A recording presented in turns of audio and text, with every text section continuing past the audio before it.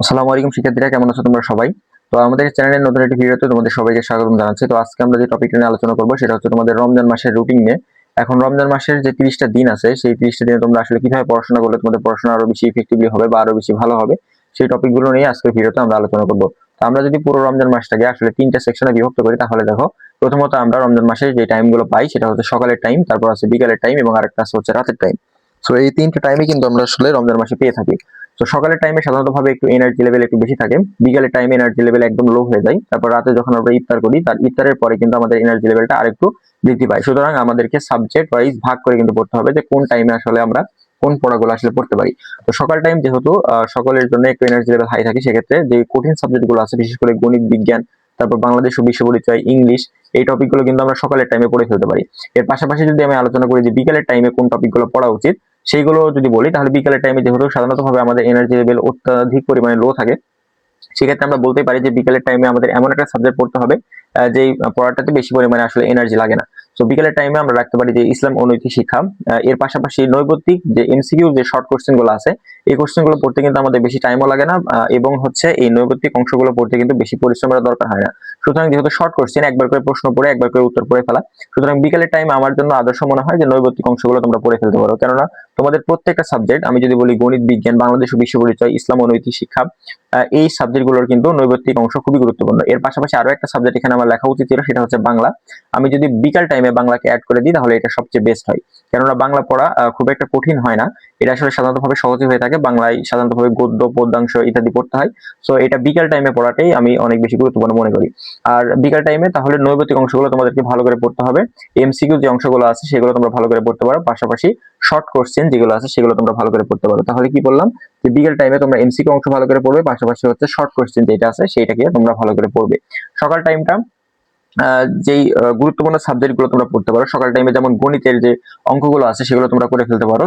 কেননা সকাল টাইমে যেহেতু এনার্জি লেভেল প্রত্যেকেরই শরীরে অনেক বেশি হাই থাকে, এবং সকাল টাইমে কিন্তু মানে খুব একটা বোঝা যায় না বা রোতার কষ্টটা বোঝা যায় না। সেক্ষেত্রে সকাল টাইমে তোমরা এমন সাবজেক্ট রাখতে পারো যেগুলো তোমাদের কাছে কঠিন লাগে। এখন অনেকের কাছে গণিত সাবজেক্টটা কঠিন নাও লাগতে পারে, সেক্ষেত্রে গণিত সাবজেক্টকে তোমরা রাতে রাখতে পারো।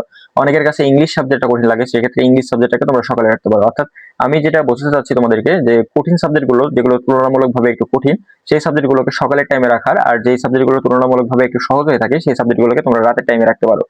তো এরপর দেখো, যে সকাল টাইমে গণিতের যে ম্যাথ গুলো আছে সেগুলো তোমরা করে ফেলতে পারো। গণিতের যে গুরুত্বপূর্ণ ম্যাথ গুলো আছে সেগুলো তোমরা করে ফেলতে পারো সিরিয়ালি, এগুলোতে প্রবলেম হবে না। 2 নম্বর হচ্ছে বিজ্ঞানের যে গুরুত্বপূর্ণ সিকিউ অংশগুলো আছে সেগুলো তোমরা পড়ে ফেলতে পারো। টাইপ থিওরি অংশগুলো যেগুলো আছে, ইম্পর্টেন্ট টপিক গুলো বইয়ের মধ্যে, এগুলো তোমরা ভালো করে পড়ে মুখস্থ করে ফেলতে পারো। পাশাপাশি চিত্র অঙ্কনের একটা বিষয় থাকে বিজ্ঞান সাবজেক্টে, তো তোমরা বিজ্ঞানের ক্ষেত্রে চিত্র অঙ্কনটাকেও কিন্তু গুরুত্বপূর্ণ ভাবে পড়ে ফেলতে পারো।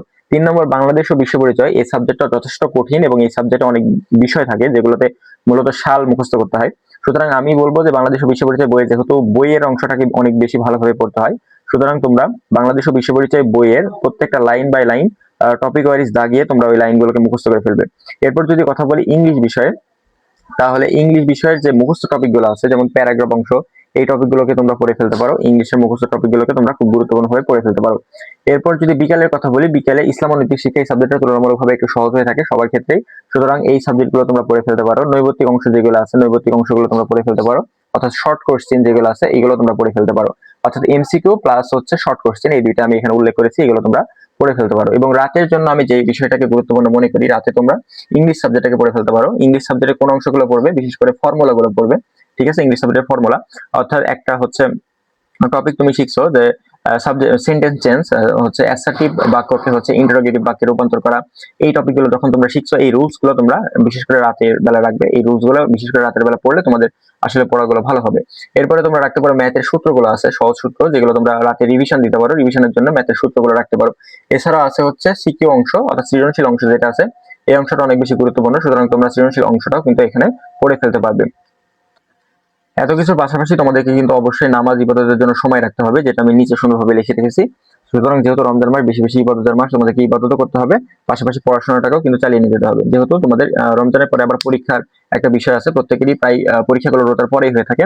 সুতরাং এই বিষয়গুলোকে অবশ্যই মাথায় রেখে গুরুত্বপূর্ণভাবে বইয়ের পড়াগুলোকে রিভাইজ করবে। তো আমি যে বিষয়গুলো বলেছি সেটা যদি আরেকবার সামারি করি, সকালবেলা একটু তুলনামূলকভাবে কঠিন সাবজেক্ট যেমন গণিত, বিজ্ঞান, বাংলাদেশ ও বিশ্ব পরিচয়, ইংলিশের মুখস্থ টপিক যেগুলো আছে, প্যারাগ্রাফ, ইমেইল, এগুলো রাখতে পারো, ডায়লগ রাখতে পারো। বিকেল টাইম একটু সহজ, তুলনামূলক সহজ, যেমন ইসলাম নৈতিক শিক্ষা সাবজেক্ট, বাংলা সাবজেক্ট, নৈর্ব্যক্তিক পড়তে পারো, পাশাপাশি শর্ট কোশ্চেন পড়তে পারো। এবং রাতের ক্ষেত্রে যেটা বলবো, রাতের ক্ষেত্রে তোমরা ইংলিশ পড়তে পারো, ইংলিশের যে ফর্মুলাগুলো আছে অর্থাৎ বিভিন্ন যে রুলস গুলো থাকে এই রুলস গুলো তোমরা পড়ে ফেলতে পারো, পাশাপাশি ম্যাথের সূত্রগুলো পড়ে ফেলতে পারো, এক লাইনের সূত্রগুলো যেগুলো সহজ আছে, বীজগণিতের সূত্রগুলো সেগুলো তোমরা পড়ে ফেলতে পারো, পাশাপাশি সিকিউ প্রশ্ন অর্থাৎ সৃজনশীল প্রশ্নগুলো তোমরা এখানে ভালো করে পড়ে ফেলতে পারো। সো এই ছিল তোমাদের পুরো রমজান মাসের রুটিন। সকাল, বিকেল এবং রাতের এই 3টা অংশে যদি আমরা বিভক্ত করি, তাহলে 3টা অংশে তোমাদের এনার্জি লেভেলের কথা মাথায় রেখে কিন্তু আমরা সাজিয়েছি যে কোন সময় আসলে কোন সাবজেক্টটা পড়লে বেশি ইফেক্টিভ হবে এবং কোন সময় আসলে কোন সাবজেক্টটা পড়া উচিত সে বিষয় সম্পর্কে আমি আলোচনা করেছি। এবং আমি যখন তোমাদের লেভেলে ছিলাম, ষষ্ঠ থেকে দশম শ্রেণী পর্যন্ত, আমি কিন্তু এই বিষয়গুলোকে মাথায় রেখে এই টপিক অনুযায়ী কিন্তু পড়াশোনাগুলোকে করেছি। সো আজকের ভিডিও মূলত এই পর্যন্ত। কেমন লাগছে তোমাদের কাছে? ভিডিও ভালো লাগলে অবশ্যই একটি লাইক দিও এবং চ্যানেলে নতুন হলে অবশ্যই সাবস্ক্রাইব করো। আমাদের চ্যানেলে তোমাদের বিভিন্ন টাইপের ক্লাস এবং আপডেট বিষয়, রুটিন, সাজেশন বিষয়ক ভিডিওগুলো পেয়ে যাবে। সুতরাং দেখা হবে পরবর্তী নতুন কোনো ভিডিওতে। সে পর্যন্ত সবাই ভালো থাকবে। ধন্যবাদ সবাইকে।